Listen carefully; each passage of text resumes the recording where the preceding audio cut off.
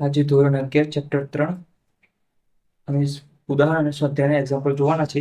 ઉદાહરણ 3.9, સ્વાધ્યાય 3.14, 3.15 અને 3.16. તો આપણે 4 એક્ઝામ્પલ જોઈશું આ લેક્ચરના અંદર.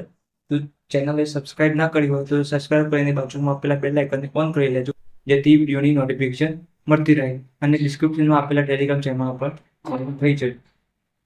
તો અહીંયા 3.9 ઉદાહરણ જોઈએ તો જેની રકમ આપેલ છે એક જંતુ. ઉદાહરણ 3.9 ઉદાહરણ જેની રકમ છે એક જંતુ વર્તુળાકાર ખાંચામાં કે જેની ત્રિજ્યા 12 સેન્ટીમીટર છે તેમાં ફસાઈ જાય છે. તે ખાંચામાં એક ધારી ગતિ કરે છે અને 100 સેકન્ડમાં 7 પરિભ્રમણ પૂરા કરે છે. એ જંતુની કોણીય ઝડપ અને રેખીય ઝડપ કેટલી હશે?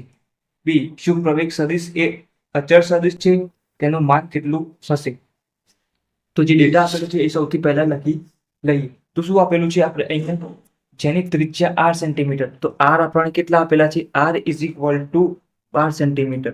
તો 12 સેન્ટીમીટર આપેલા હોય તો મીટરમાં કન્વર્ટ કરીએ તો કેટલા થાય? 12 ગુણ્યા 10⁻2 મીટર. આ સેન્ટીમીટર મીટરમાં આવડી જવું જોઈએ. ના ફાવે તો અહીંયા 1 મીટર બરાબર 100 સેન્ટીમીટર લખી દેવાના. 100 સેન્ટીમીટર લખી દેવાના. સેન્ટીમીટર ની કરતા બનાવો, આ નીચે જાય તો શું થઈ જાય? 10 ની 2 ઘાત કહેવાય. 2 0 છે, 2 ઘાત આવે એટલે અહીંયા થઈ ગયું મીટર, આ થઈ ગયું સેન્ટીમીટર. આ સેન્ટીમીટરની કિંમત તમે અહીંયા મૂકો સેન્ટીમીટરની જગ્યાએ, તો આ શું થઈ ગયું? ઉપર આવી ગયા. 12 તેમને મત લખવાના અને સેન્ટીમીટરની કિંમત મૂકો, પ્લસ છે, ઉપર આવેલું શું થાય? માઇનસ થઈ જાય. મીટર તો મીટરમાં લખી દેવાનું. એવી રીતે બનાવી દેવાના. હવે કરતા બનાવતા શીખવાનું બસ. એટલે બીજું બધું એકમાં તમને ડાયરેક્ટ 10⁻2 ને બધું યાદ નહીં રહી જાય તો પણ ચાલશે. હવે તમને આર આપેલા છે, પછી શું કહી દીધું છે? 100 સેકન્ડમાં, એટલે ટી બરાબર કેટલા સેકન્ડ આપેલા છે? 100 સેકન્ડ આપેલા છે. તો સેકન્ડ થઈ ગયા. અને પરિભ્રમણ આપેલા છે એન બરાબર 7 પરિભ્રમણ. હવે આગળના લેક્ચરમાં આપણે જે જોયું છે અહીંયા કેન્દ્રગામી પ્રવેગના અંદર, તેના અંદર બીજા પણ સૂત્રો જોયા હતા આપણે કેન્દ્રગામી પ્રવેગના સાથે સાથે આવર્તકાળ પણ જોયું હતું. તો હવે અહીંયા આપણે જે શોધવાનું છે એ શું શોધવાનું છે? તો પહેલા એક્ઝામ્પલના અંદર એક કોણીય વેગ શોધવાનું છે, કોણીય ઝડપ અથવા કોણીય વેગ અને રેખીય વેગ શોધવાનો છે અને વી શોધવાનો છે. શું શોધવાનું છે? રેખીય વેગ. હવે તમને સૂત્ર ખબર હોવા જોઈએ. તો કોણીય વેગ શોધવા માટે શું છે? કોણીય વેગ શોધવા માટે તો એની સાઈડમાં લખું તો કોણીય વેગનું સૂત્ર શું છે? W is equal to 2π f યાદ રાખવાનું. અને f ઇઝ ઇક્વલ ટુ મેં કાલે જ ચલાવ્યું છે, frequency is equal two 1/t. તો f ની જગ્યાએ હું મૂકી દઉં તો 1/t આ રીતના. તો સૂત્ર બની ગયું. તો 2π/t પણ t લાવવાના છે. t એટલે આવર્તકાળ. તો એક પરિભ્રમણ કરવા માટે લાગતો સમય, અને આપણે 7 પરિભ્રમણની કિંમત આપેલી છે તો અહીંયા લખવાનું 7 પરિભ્રમણ માટે લાગતો સમય લખવાનો તમારે. તો કેટલો છે સમય? 7 સેકન્ડ, 100 સેકન્ડ છે. શું છે? 100 સેકન્ડ. અહીંયા સમયના નીચે સમય જ આવો છે, પરિભ્રમણ નીચે પરિભ્રમણ આવવું જોઈએ. તો આવર્તકાળ માટે શું છે? એક પરિભ્રમણ કરવા માટે લાગતો સમય શું થાય? એક પરિભ્રમણ કરવા માટે લાગતો સમય. એક પરિભ્રમણ કરવા માટે લાગતા સમય શું કહીશું? આપણે ટી કહી દઈએ અથવા પ્રશ્ન ચિહ્ન આપી દઈએ. તો ટી ઇઝ ઇક્વલ ટુ શું થઈ જાય? ચોકડી ગુણાકાર 100 ગુણ્યા 1 એટલે 100 થવાના અને નીચે ચોકડી ગુણાકાર આ રીતના જાય, આ રીતના જાય. તો 100 7 કઈ બાજુ આવવાનું? નીચે આવવાનું. તો ટી ઇઝ ઇક્વલ ટુ તમને કિંમત મળી ગઈ. શું મળી ગઈ? ટી ઇઝ ઇક્વલ ટુ 100/7 કિંમત મળી ગઈ. આ શું મળી ગઈ? આવર્તકાળ મળી ગઈ. હવે આપણે કોણીય ઝડપ શોધવાનું સૂત્ર તમને ખબર છે. તો 2π/t આ તો કોણીય ઝડપની વ્યાખ્યા તમે જોઈ હતી. તો કોણીય સ્થાનાંતર ભાગ્યા સમયગાળો એ પણ છે. અહીંયા મેં તમને સૂત્ર હાલ સુધી યાદ રાખવાનું. 2πf 1/t f is equal two. તો અહીંયા કિંમત મૂકશો એટલે તમને જવાબ મળશે. તો 2π અને 100/7 આ થઈ ગયું. હવે 7 ઉપર આવી જશે તો શું થયું? 2π ની કિંમત મૂકી દઈએ 3.14. 7 છેદમાં છે તો ઉપર આવી જશે તો શું થશે? 7 ઉપર આવી જશે અને નીચે શું ત્યાં 100. તો હવે ગુણાકાર કરી અને ભાગાકાર કરી દઈએ.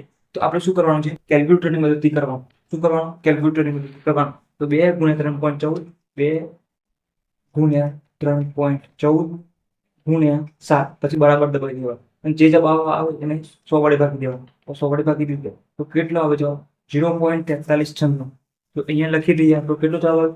0.4396 0.4396 અથવા 12 થઈ ગઈ. હવે આપણે રાઉન્ડ ઓફ કરીએ તો શું થઈ જાય? અહીંયા 9 છે ઉપર, આગળ શું થઈ જાય? 1 વધી જાય તો 0.44. હવે આનો એકમ શું આવે? તો કોણીય સ્થાનાંતર. તો કોણીય સ્થાનાંતરમાંથી ખૂણો હોય તો રેડિયન, ની જે સમય છે આ ખૂણો છે 2π, ની જે સમય છે તો શું આવશે? રેડિયન પર સેકન્ડ. એની સાઈડમાં લખું રેડિયન પર સેકન્ડ. તો ઓમેગાની કિંમત મળી ગઈ આપણને. શું મળી ગઈ? એ દાખલો. હવે અહીંયા બીજું શું કીધું છે? એના અંદર જ તો તમને રેખીય વેગ, રેખીય ઝડપ શોધવાનું કહ્યું છે. તો રેખીય ઝડપ શોધવા માટે તમને સૂત્ર ખબર જ છે. રેખીય ઝડપ અને કોણીય ઝડપ વચ્ચેનો સંબંધ દર્શાવતું સૂત્ર. તો રેખીય ઝડપ v = r ઓમેગા. તો r ની કિંમત કેટલી છે? 12 × 10⁻². શું છે? 12 × 10⁻². પણ અહીંયા તમને દાખલાના અંદર સેન્ટીમીટરમાં જવાબ આપેલો છે, તો આપણે શું કરશું? સેન્ટીમીટરમાં જવા દઈશું. તો અહીંયા તમે 12, આની જગ્યાએ 12 કિંમત જ લેશો. અને ઓમેગાની કિંમત કેટલી છે કોણીય ઝડપની? તો 0.44. તો અહીંયા ગુણાકાર કરી દો 0.44. તો કેટલો જવાબ આવે છે? 12 × 0.44. કેટલો જવાબ આવે? 5.28. 5.28. 5.28. 8 મોટા છે 5 કરતા, તો અહીંયા એક આગળ વધી જાય 5.3. અહીંયા એકમ શું આવશે? તો રેખીય ઝડપ હોય તો સેન્ટીમીટરમાં છે આ કિંમત, સેન્ટીમીટર પર સેકન્ડ. આ થઈ ગઈ. આપણું એ એક્ઝામ્પલ પૂરું થઈ ગયું. હવે બી એક્ઝામ્પલના અંદર શું કીધું છે? કેન્દ્રગામી પ્રવેગ, કેન્દ્રગામી પ્રવેગ અચળ સદિશ છે. અચળ સદિશ છે. અચળ ક્યારે હોય? અચળ ક્યારે હોય?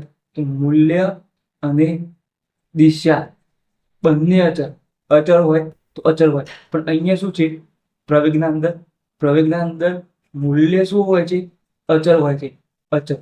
પણ દિશા છે એ અચળ હોતી નથી.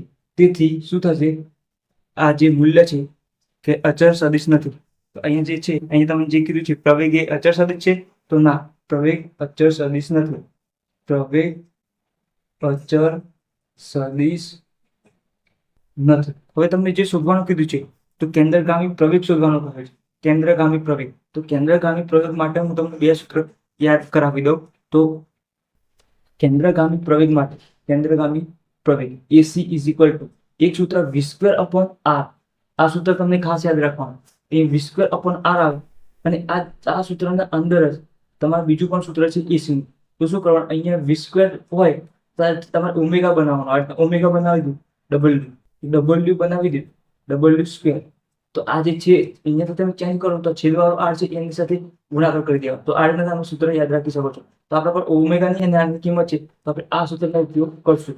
અહીંયા AC = મૂલ્ય શોધવા માટે ω² × r. અહીંયા મૂલ્ય શું થશે? ω². ω² ની કિંમત કેટલી છે? 0.44 વર્ગ ગુણ્યા r. તો r બરાબર કેટલા લઈશું આપણે? 12 જ લઈશું. સેન્ટીમીટર વાળી કિંમત લઈશું. શું લઈશું? 12 સેન્ટીમીટર વાળી કિંમત લઈશું. અહીંયા 12. હવે સીધો વર્ગ કરી અને 12 વડે ગુણી દઈએ તો કેટલો જવાબ આવે છે? સીધો 0.44 ગુણ્યા 0.44. આ વર્ગ થઈ ગયું. હવે ગુણ્યા કેટલા કરવાના છે? 12 કરવાના છે. તો 12 કરી દીધા તો 2.32. તો કેટલો જવાબ આવે છે? 2.32. 2.32. આ 2.3 લખી શકો છો. પ્રવેગ છે તો પ્રવેગ એટલે પ્રવેગની એકમ શું આવે? મીટર પર સેકન્ડ સ્ક્વેર. પણ આ અહીંયા આપણે r લીધો, સેન્ટીમીટર લીધું છે, તો સેન્ટીમીટર પર સેકન્ડ સ્ક્વેર. તો અહીંયા AC કેન્દ્રગામી પ્રવેગનું મૂલ્ય મળી ગયું. તો એ ઉદાહરણ 3.9 એકદમ ઈઝી હતું. આગળનું સ્વાધ્યાયના એક્ઝામ્પલ જોઈએ. હવે સ્વાધ્યાયનું 3.14મો એક્ઝામ્પલ જોઈએ, જેની રકમ છે 80 સેન્ટીમીટર લાંબા દોરડાના છેડે એક પથ્થર બાંધેલો છે અને તે અચળ ઝડપથી સમક્ષિતિજ વર્તુળાકાર ફેરવવામાં આવે છે. જો પથ્થર 25 સેકન્ડમાં 14 પરિભ્રમણ પૂરો કરતો હોય તો પથ્થરના પ્રવેગનું માન તથા તેની દિશા શોધો. અહીં અચળ ઝડપથી ગતિ કરે છે એટલે નિયમિત વર્તુળમય ગતિ. તો વર્તુળમય ગતિ છે. અહીં જે ડેટા આપેલો છે એ લખી દઈએ. તો શું આપેલું છે? એક r આપેલો છે. r બરાબર કેટલા છે? અહીંયા તમને આર બરાબર આપેલા છે, r is equal to 80 centimetre, 80 centimetre. તો અહીંયા શું થશે? 80 ગુણ્યા 10⁻2 મીટર. મીટરના નામને ફેરવી નાખવા જરૂર પડે ના પડે. ટી ઇઝ ઇક્વલ ટુ કેટલા આપેલા છે? 25 સેકન્ડ. અને એન એટલે પરિભ્રમણ આપે 14 પરિભ્રમણ આપેલા છે. એસી શોધવાનું છે, કેન્દ્રગામી પ્રવેગ શોધવાનું છે. પ્રવેગ અને દિશા બંને શોધવાનું છે. હવે આપણે જે આગળના એક્ઝામ્પલમાં ગણ્યું એવી જ રીતે હવે અહીંયા તમારે પરિભ્રમણ સમય આપેલો હોય તો તમે 1 સેકન્ડમાં કરેલું પરિભ્રમણની સંખ્યા મળી જાય. અહીંયા 25, અહીંયા જો 14 પરિભ્રમણ એટલે ગોળ ગોળ 14 વખત ફર્યું હોય ત્યારે એને 25 સેકન્ડ લાગે છે. તો આપણે એક જ વખત ગોળ ફર્યું હોય એનો સમય કરો શોધવું હોય તો આપણે અહીંયા લખવાનું કે 14 પરિભ્રમણ કરવા માટે લાગતો સમયગાળો, 14 પરિભ્રમણ કરવા લાગતો સમય કેટલા આપેલા છે? 25 સેકન્ડ. તો અહીંયા આપણે એક પરિભ્રમણ શોધી લઈએ. એક પરિભ્રમણ કરવા લાગતો સમય ઇઝ ઇક્વલ ટુ પ્રશ્નાર્થ ચિહ્ન. તો આવું ચોકડી ગુણાકાર કરતા તમને આવડે છે. ટી ઇઝ ઇક્વલ ટુ શું થાય? 1 ગુણ્યા 25 એટલે 25 અને 14 નીચે આવી જાય. તો અહીંયા તમને ટી મળી ગયું. તો ટી મળી ગઈ તો તમને આપણે હાલ આગળના એક્ઝામ્પલમાં જોયું એસી શોધવાનું સૂત્ર. એસી શોધવું તો શું છે? ઓમેગા સ્ક્વેર લો તો ઇન્ટુ આર આવે અને વી સ્ક્વેર લે તો અપોન આર આવે. આ થઈ ગયું. તો હવે ઓમેગા તમને મળી જશે અને આર તો આપેલો જ છે. તો ઓમેગા શોધવા માટે આપણે T omega is equal two 2 pi upon T ના થઈ ગયું 2 પાઈ. હવે ટીની કિંમત મૂકીએ તો અહીં 25 છેદમાં 14 આ થઈ ગયું. હવે છેદનો છેદ ઉપર આવી જાય 2 ગુણ્યા 3.14 ગુણ્યા 14 3.14 ગુણ્યા 14 છેદનો છેદ ઉપર તો છેદમાં શું વધે? 25 વધે. તો સાઈડમાં લખું છું ઓમેગા ઇઝ ઇક્વલ ટુ, હવે આનો શું કરીએ? ભાગાકાર કરી દઈએ કેલ્ક્યુલેટરની મદદથી. તો અહીં 2 ગુણ્યા 3.14 2 ગુણ્યા 3.14 ગુણ્યા 14 બરાબર ભાગ્યા 25. તો કેટલું જવાબ આવે છે? 3.51. શું આવે છે? 3.51. તો અહીંયા આપણે જવાબ લખી દઈએ 3.51. હવે એકમ આ 2 પાઈ છે એ રેડિયનનો ખૂણો છે. 0 π/2 3π/2 પાઈ 3π/2 2 પાઈ એ રીતના જે ખૂણો બને છે એ રેડિયન છે. તો રેડિયન અપોન અને નીચે સમય છે તો સેકન્ડ. તો તમને ઓમેગાની કિંમત મળી ગઈ. આ ઓમેગાની કિંમત અહીંયા મૂકી દો તો શું છે? 3.51 વર્ગ ઇન્ટુ આર. હવે આર તમારે સેન્ટીમીટર વાળા નથી લેવાના. આગળના દાખલામાં સેન્ટીમીટર વાળા હતા. અહીંયા તમારે શું લેવાનું છે? મીટરના અંદર લેવાના છે. 80 ગુણ્યા 10⁻2 આ થઈ ગઈ. હવે અહીંયા શું કરશું? આપણે વર્ગ કરી દઈશું અને 80 વડે ગુણાકાર કરી દઈશું. સીધું 3.51 ગુણ્યા 3.51 વર્ગ થઈ ગયો ગુણ્યા 80 કરી દીધું. તો કેટલું જવાબ આવ્યું? 985.60. કેટલો આવ્યો? 985.60. અહીંયા 985.60 ગુણ્યા 10⁻2 બે ઘાત છે એ તમારે ઋણ તરફ જવાનું આવે તો અહીંયા તમારે 0 થઈ જાય. અહીંયા શું થાય? અહીંયાથી તમારે ઋણ તરફ જવાનું આવે 10⁻2 છે એટલે તમે અહીંયા ધન બતાવો એટલે +2 અહીંયા પ્લસ -2. અહીંયા 9.1 2 9.85 ગુણ્યા હવે અહીંયા શું થઈ? 10 ની 0 કરે એટલે શું થઈ? 1 થઈ ગયું. આટલું લખો તો પણ ચાલે. આ થઈ ગયું. હવે 9.85 તો 5 છે આગળ ઉમેરી શકો છો 5 હોય તો અહીંયા 5 માટે જોવાનું એકી દીકરીને જોવાનું હોય છે. આ પણ તમે આટલો જવાબ પણ લખી શકો છો. હવે અહીંયા મીટર પર સેકન્ડ સ્ક્વેર જવાબ રહેશે. મીટર પર સેકન્ડ સ્ક્વેર. તો આ હતું સ્વાધ્યાયનો 3 પોઈન્ટ એક્ઝામ્પલ. હવે આગળ એક્ઝામ્પલ જોઈએ. અહીંયા દિશા બાકી રહી ગઈ છે તો દિશા કઈ તરફની હોય? તો ગોળ ગોળ ગતિ કરતો હોય તો આપણે જોયું હતું થિયરીની અંદર આ બિંદુ તરફ કેન્દ્ર તરફ હોય, આ બિંદુ તરફ કેન્દ્ર તરફ હોય. દરેક બિંદુ તરફ કેન્દ્ર તરફ પ્રવેગ હોય. તો અહીંયા તમારે કઈ દિશામાં પ્રવેગ હશે? તો કેન્દ્ર તરફ હશે. દિશા કેન્દ્ર તરફ, કેન્દ્રગામી પ્રવેગની દિશા કેન્દ્ર તરફ હશે. હવે આગળનું એક્ઝામ્પલ છે સ્વાધ્યાયનું 3.15. એક વિમાન 900 કિલોમીટર/અવર ની અચળ ઝડપથી ઉડી રહ્યું છે અને 1 કિલોમીટર ત્રિજ્યાનું સમશીર્ષ વર્તુળ બનાવે છે. તેના કેન્દ્રગામી પ્રવેગની તુલના ગુરુત્વીય પ્રવેગ સાથે સરખામણી કરો. સારા ગુરુત્વ પ્રવેગ જી સાથે કરવાનું. તુલના કરો એટલે તમારે ભાગાકાર કરી દેવાનું, ગુણોત્તર લઈ લેવાનું. તો હવે તમને જે ડેટા આપેલું છે એ સૌથી પહેલા લખીને આપણે ગણતરી કરીશું. તો અહીંયા તમને વિમાનનો વેગ આપેલું છે, અચળ ઝડપથી ઉડી રહ્યું છે. તો વેગ v ઇઝ ઇક્વલ ટુ શું આપેલું છે? 900 કિલોમીટર પર અવર. પણ અહીંયા કિલોમીટર પર અવર ના અંદર નહીં, મીટર પર સેકન્ડના અંદર જોઈએ છે આપણે. હવે અહીંયા 900 તો એમને લખી દેવાના.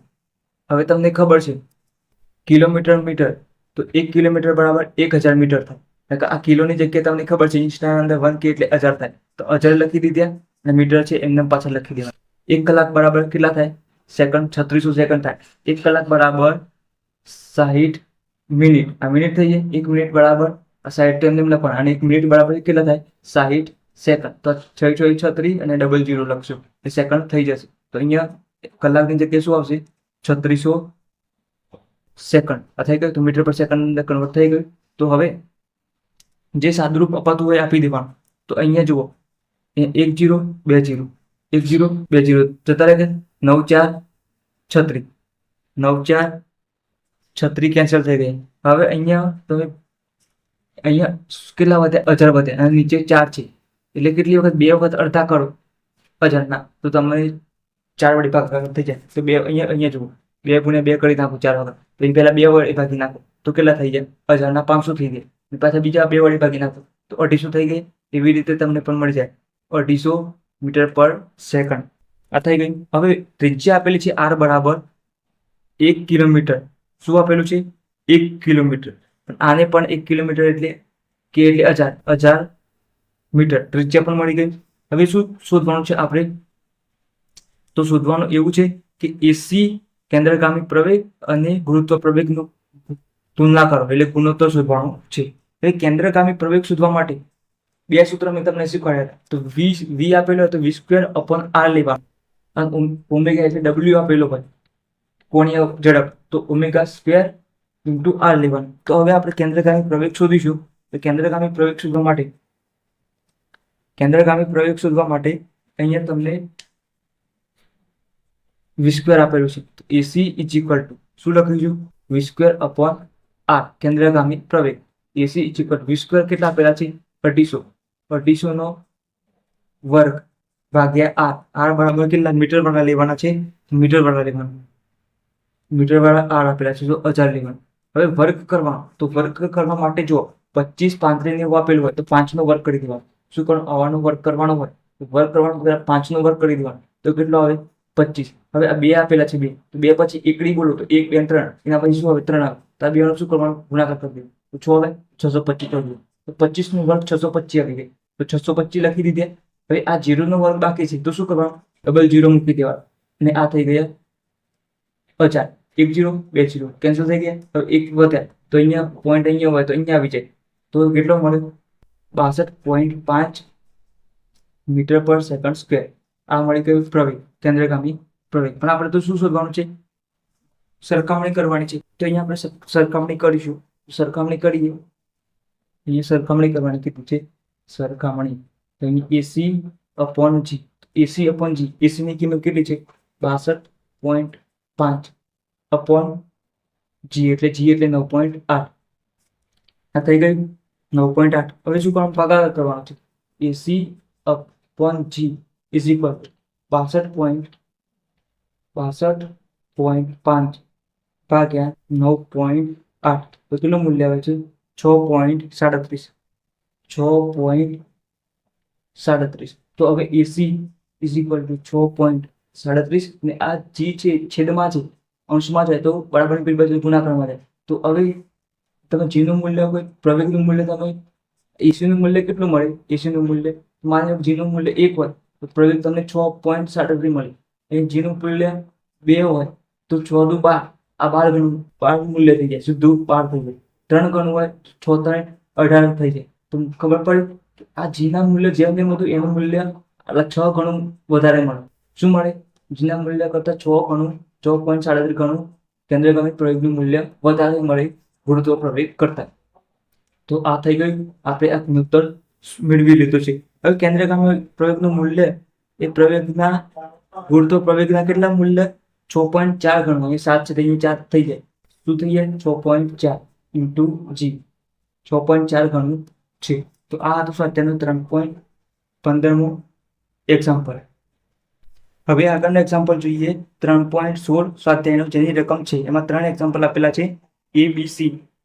એ છે વર્તુળ ગતિમાં કોઈ પણ ચોખ્ખો પ્રવેગ, કોઈ પણ ત્રિજ્યાની ચોખ્ખો પ્રવેગ હંમેશા વર્તુળાકાર પવનની ત્રિજ્યાની દિશામાં કેન્દ્ર તરફ હોય છે. વર્તુળ ગતિમાં અહીંયા આ વિધાન કયું છે? પહેલું વિધાન કયું છે? પહેલું વિધાન ખોટું છે. કારણ કે એનું કારણ અહીંયા રકમમાં શું આપેલું છે? રકમમાં ફક્ત વર્તુળ ગતિ કહ્યું છે, પણ આ કેન્દ્ર તરફની ગતિ છે. પ્રવેગ છે કેન્દ્ર તરફ ક્યારે હોય? પ્રવેગ કેન્દ્ર તરફ, અહીંયા લખી દઈએ, પ્રવેગ કેન્દ્ર તરફ ક્યારે હોય? જ્યારે નિયમિત વર્તુળ ગતિ હોય. કેવી ગતિ હોય? નિયમિત વર્તુળ ગતિ, ત્યારે જ કેન્દ્ર તરફ હોય. તો આ વિધાન ખોટું છે. રકમમાં વર્તુળ ગતિ આપેલું છે, ફક્ત વર્તુળ ગતિ, પણ પ્રવેગ કેન્દ્ર તરફ હોય એનું કારણ છે નિયમિત વર્તુળ ગતિ. ત્યારે તો અહીંયા કારણ લખી લો તમે. જો પદાર્થ નિયમિત વર્તુળ ગતિ કરતો હોય તો જ તેનો પ્રવેગ કેન્દ્ર તરફ હોય.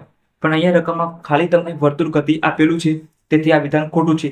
અહીં ફક્ત વર્તુળાકાર ગતિનો ઉલ્લેખ કરેલો છે, વર્તુળાકાર ગતિનો, પણ નિયમિત વર્તુળાકાર ગતિનો ઉલ્લેખ કરેલો નથી. તો આ હતો. એવી રીતે બી એક્ઝામ્પલ, કોઈ બિંદુ પાસે કણનો વેગ હંમેશા તે બિંદુ પાસે ના પથની દિશામાં દોરેલા સ્પર્શકની દિશામાં હોય છે. તો આ વિધાન કેવું છે? સાચું છે. તમને ખબર જ છે કે કોઈ પણ બિંદુ આગળ દોરેલું સ્પર્શક તે બિંદુ પાસે વેગની દિશા દર્શાવે છે. તો તમે કારણ લખી દેજો નીચે. કારણ કે કોઈ પણ બિંદુ આગળ દોરેલો સ્પર્શક તે બિંદુ પાસે વેગની દિશા દર્શાવે છે. તો તમને ખબર છે અહીંયા વર્તુળાકાર દોરેલું, અહીંયા કોઈ પણ બિંદુ લઈ લઈએ, આ તરફ હોય, અહીં બિંદુ લઈએ તો આ તરફ હોય. આ વર્તુળાકાર આ રીતના ગતિ કરે છે. અહીંયા હોય તો આ તરફ હોય, અહીંયા હોય તો આ તરફ હોય. તો આ રીતના ગતિ કરતો હોય છે સ્પર્શકની દિશા. તો આ હતું. હવે સી એક્ઝામ્પલ જોઈ લઈએ. નિયમિત વર્તુળ ગતિ કરતા કણ માટે એક પરિભ્રમણ પર બાંધેલા સરેરાશ પ્રવેગનું 0 સદિશ હોય છે. એનું કારણ છે 0 સદિશ હોય છે. તો આ વિધાન સાચું છે. હવે સાચું છે એનું કારણ હું તમને કહી દઉં. હવે નિયમિત વર્તુળમાં ગતિ કરે છે તો આ કેન્દ્ર લઈ લઈએ, આ રીતના ગતિ કરે છે. શું થાય છે? નિયમિત વર્તુળમાં ગતિ કરે છે. અને શું કહ્યું છે? એક પરિભ્રમણ કહ્યું છે. એક પરિભ્રમણ એટલે માની લો કે અહીંયાથી ગતિ સ્ટાર્ટ કરે, 0 થી સ્ટાર્ટ કરે, અહીંયા આવે, અહીંયા આવે, અહીંયા આવે. અહીંયા કે પ્રવેગ કઈ બાજુ હોય? નીચે તરફ હોય. નીચે તરફ તીર મારી દીધું. હવે ફરતો અહીંયા આવે. અહીંયા પ્રવેગ કઈ દિશામાં હોય? જમણી તરફ હોય. અહીંયા પ્રવેગ અહીંયાથી અહીંયા નીચે આવે. અહીંયા પ્રવેગ કઈ હોય? ઉપર તરફ. અહીંયાથી અહીંયા ફરતો અહીંયા પોતાના મૂળ સ્થાન આવે. એક પરિભ્રમણ થઈ ગયું ત્યારે પ્રવેગ ડાબી તરફ હોય. હવે માની લો કે પ્રવેગનું મૂલ્ય તો અચળ છે, કઈ દિશા બદલાય છે. તો માની લો કે કેન્દ્રગામી પ્રવેગનું મૂલ્ય નિયમિત વર્તુળમાં ગતિના અંદર પ્રવેગનું મૂલ્ય કેન્દ્રગામી તરફ હોય છે, મૂલ્ય તરફ હોય છે. તો હવે અહીંયા માની લો કે 5 મીટર પર સેકન્ડ છે, તો આ ડાબી તરફ માઇનસ લઈએ, જમણી તરફ પ્લસ લઈએ, તો શું પ્લસ માઇનસ શું થઈ ગયું? આ 0 થઈ ગયું. હવે ઉપર તરફ એવી રીતે આ પ્લસ આવશે, આ માઇનસ આવશે, ઉપર તરફ વાળું પ્લસ આવશે, તો આ શું થઈ ગયું? 0 થઈ ગયું. તો અહીંયા શું થઈ જાય? 0 થઈ જાય છે મૂલ્ય. શું થઈ જાય છે? મૂલ્ય 0 થઈ જાય છે. એટલા માટે અહીંયા શું હોય છે? પ્રવેગ 0 સદિશ હોય છે. શું હોય છે? નિયમિત વર્તુળમાં ગતિ કરતા કણ માટે એક પરિભ્રમણ પર લીધેલો સરેરાશ પ્રવેગ શું છે? સરેરાશ પ્રવેગ. સરેરાશ એટલે અહીંયાનો પ્રવેગનો સરવાળો, અહીંયાનો પ્રવેગનો સરવાળો 0 હોય છે. તો સરેરાશ પ્રવેગ ઇઝ ઇક્વલ ટુ 0. તો અહીંયા તમે બિંદુના નામ આપી શકો છો. અહીં એ લખી દો, અહીંયા બી લખી દો, સી અને ડી. તો અહીંયા એ પ્લસ બી કરો તો 0 થઈ જાય, અને સી પ્લસ ડી કરો તો 0 થઈ જાય છે. તો અહીંયા તમારે સરેરાશ પ્રવેગ 0 હોય છે. એક પરિભ્રમણ ગુણ કરે એટલે સરેરાશ પ્રવેગ 0 થઈ જાય છે. તો આ તો આપણો એક્ઝામ્પલ. અને આપણે જે 4 એક્ઝામ્પલ જોયા જે એકદમ ઇઝી હતા અને આવડે એવા હતા. સૂત્ર તમારે તૈયાર કરી લેવા તો એકદમ એક્ઝામ્પલ ઇઝી થઈ જશે.